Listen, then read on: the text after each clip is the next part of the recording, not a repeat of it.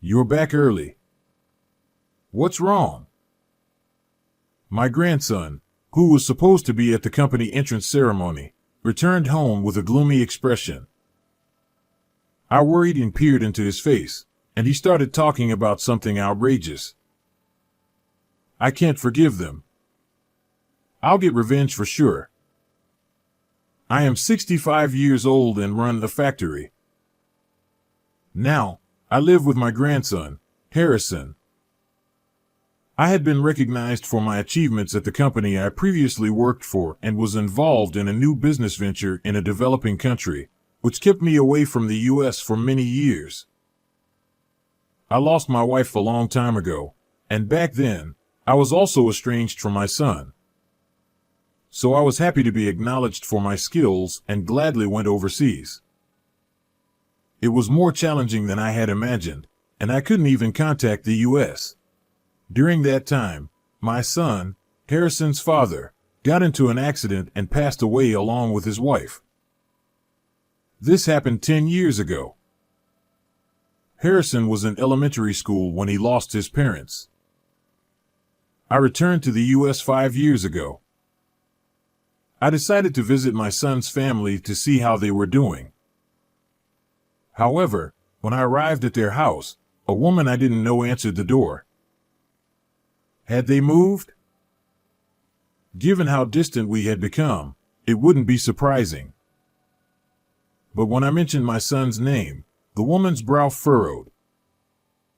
There's no one by that name here, she said, closing the door. Yet, I noticed the clock I had given my son as a wedding gift in the hallway. Puzzled, I turned away. As I did, a young man in work clothes walked towards me. Though in work attire, he looked young, perhaps a high school student. He squinted at me for a moment and then said, "Grandpa." "Could it be? Are you my grandson, Harrison?" I thought Harrison was still in high school. The young man approached me and said, "It's me, Harrison." I was astonished. My son and I had fallen out over a minor disagreement and hadn't been in contact. I recalled that it started when he suggested that we live together. In hindsight, he was concerned about my health due to my busy work schedule. However, back then, I still felt young and didn't think I needed anyone worrying about me, so I couldn't accept my son's words. I used to visit Harrison often, and we would play together, but my son and I were both stubborn, and we had a falling out just as the overseas business opportunity arose. After I left the U.S., I started thinking that I'd apologize once I returned. Every few months, I received letters from my daughter-in-law with photos of Harrison and updates on him. But eventually, those letters stopped coming, and now I finally understood why. Harrison took me to a nearby park, saying he couldn't talk at home, and we sat on a bench. He revealed that my son had died in an accident. The woman at the house was my daughter-in-law's sister. When she heard about the accident, she offered to take care of Harrison and moved into the house, giving up her apartment. But in reality, she was forcing Harrison to do all the housework while she spent her time enjoying herself. Harrison wanted to go to high school, but she told him they couldn't afford it, so he started working part-time to cover living expenses after graduating from middle school. I regretted my ignorance during such a difficult time. However, Harrison reassured me. "It's not your fault, Grandpa." He mentioned that he now had a job at a factory, which seemed to be due to my influence. "My goal is to be like you, Grandpa." Harrison said, looking a bit embarrassed. He had always been a kind child, and despite the circumstances, he remained the same. After losing his parents, Harrison was bullied at school, particularly by John, the son of a local business owner, who often looked down on him. John would say things like, "You're too poor to go to high school, huh? And, It's sad you don't have parents. My dad's a CEO, so I live without any worries." in front of everyone. Harrison told me, I didn't have a place at school or home, but thinking about you working hard overseas made me want to be like you. It gave me the strength to keep going. I was deeply touched by his words. First, I drove Harrison's aunt out of the house. Then, I made her promise to repay the money she had taken from the savings that Harrison should have inherited from his parents. Harrison asked me to live with him, and that's how we started living together. I offered to cover his school expenses and provide support if he wanted to continue his education, but he said, I'm starting to enjoy my work now. He explained that colleagues at his workplace gave him textbooks their kids no longer used, and he studied on his own. For now, he wasn't considering going back to school. Harrison had grown up so well without me realizing it. I started running a factory here that manufactures parts. Harrison told me that he studied hard because he wanted to be useful to me someday. Over the years, I even obtained a patent. Although the factory is small, many companies recognize our capabilities. Some clients treat us as subcontractors and make unreasonable demands, but using our patented parts benefits our reputation, so we tolerate it to some extent. A few years later, Harrison turned 22 and secured a job with a local company. He wanted to work as a full-time employee, gain solid technical skills, and eventually work at my factory.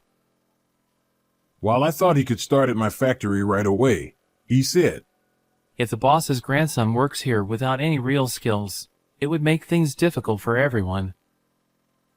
Though I understood his point, I felt a bit lonely hearing that. However, it was wonderful news that Harrison secured a job. I gifted him a wristwatch, and he wore it as he left for the entrance ceremony. Just as I began preparing a special meal to celebrate, the doorbell rang. To my surprise, Harrison was standing at the door. Did you forget something?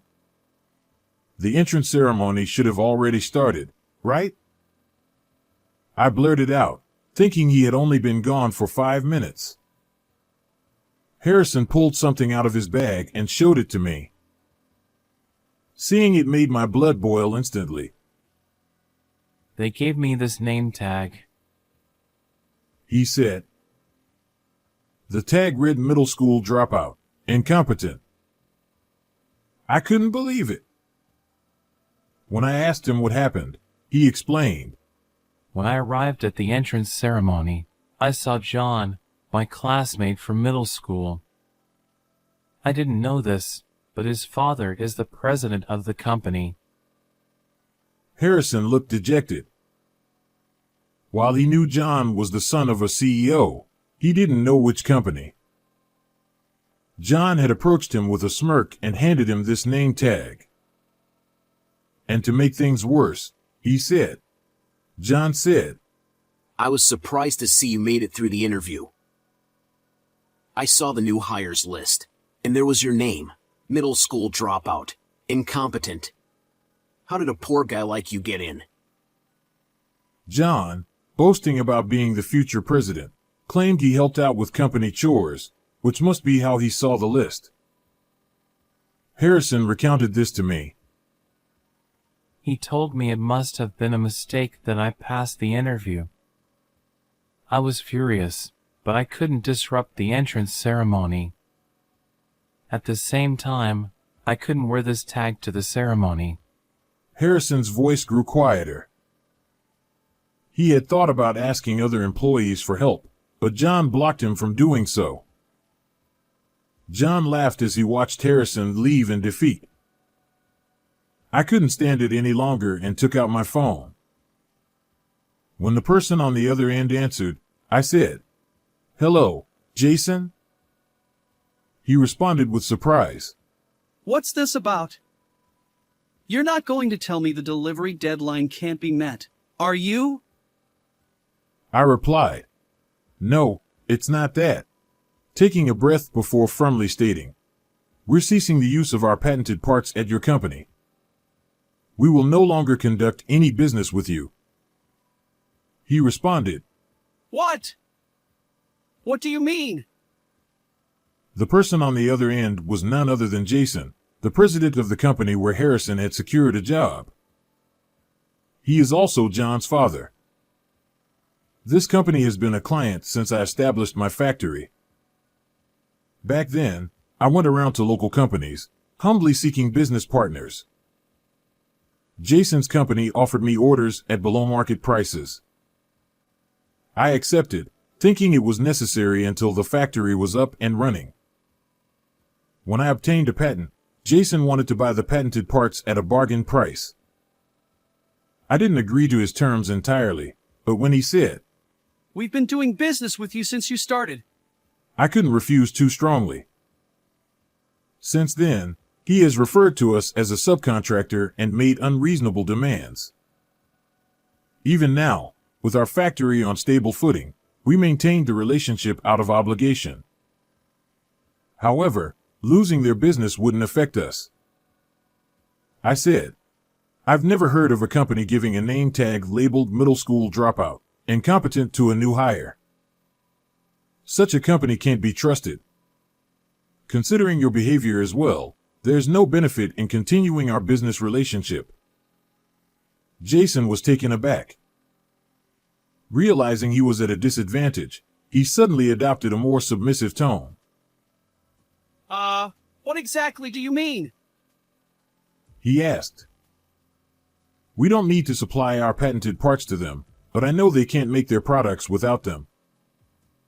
Despite this, the president has always had an arrogant attitude, which I can't understand. It's too late for him to change his attitude now. I said, your company had its entrance ceremony today, right? Continuing, I explained. My grandson went to the entrance ceremony and was given an outrageous name tag by your son. Is this something you can overlook as a president? Jason was flustered. My son? There's no way my son would do such a thing, right? Though he said this, I could sense his panic. This name tag appears to be handwritten. A handwriting analysis could easily reveal the culprit. How do you think your company's reputation would fare if such rumors spread? I pressed. Jason was visibly distressed. Wait a moment. Let me check with my son. But there was nothing to check. Harrison had already told me everything. I said, there's no need for confirmation. As I said, we're stopping all business with your company. I hung up the phone. An hour later, an employee informed me that Jason had come to the factory. Although I had taken the day off to celebrate Harrison's entrance ceremony, I went to the factory with Harrison. Jason's car was parked outside, and a young man about Harrison's age was fiddling with his phone in the passenger seat. That must be John. Looking towards the factory, I saw a nervous-looking Jason, who immediately rushed over to me. Unlike his usual condescending demeanor, he was oddly deferential. It's been a while. You must be Harrison. Why did you leave the ceremony? We were waiting for you. Jason said with a forced smile. Harrison, without smiling, showed him the name tag. Do you think I could attend the ceremony with this? He asked. Jason's smile turned into a grimace. Harrison, I heard you're a classmate of John. He meant it as a joke, thinking you were friends. He didn't expect you to take it seriously and leave.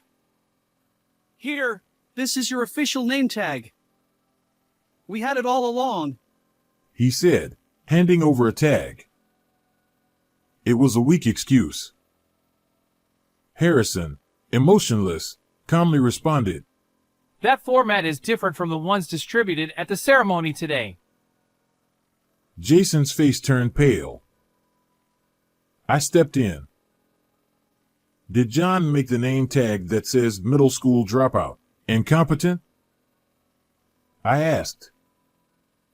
Jason looked at me and was at a loss for words, which confirmed my suspicion. They might have made a proper name tag afterward, but it was too late. As the president, it's understandable that you might not know about the specifics of the name tags for the ceremony. However, it's your fault that your son doesn't know right from wrong. Your son's behavior is a reflection of your own, taking advantage of a new factory and looking down on us. Jason turned pale and said, I apologize. Harrison sighed. I told Jason, when I found out Harrison's job was at your company, I told him about your attitude. Harrison wanted to experience various companies and learn from them, so I didn't stop him. Harrison nodded in agreement. Jason apologized again. I apologize. His insincere apologies made me even angrier. Is all you can do repeat empty apologies? Your son did this, right? He's in the car playing with his phone. Why hasn't he come out to apologize? He clearly doesn't think he did anything wrong, does he?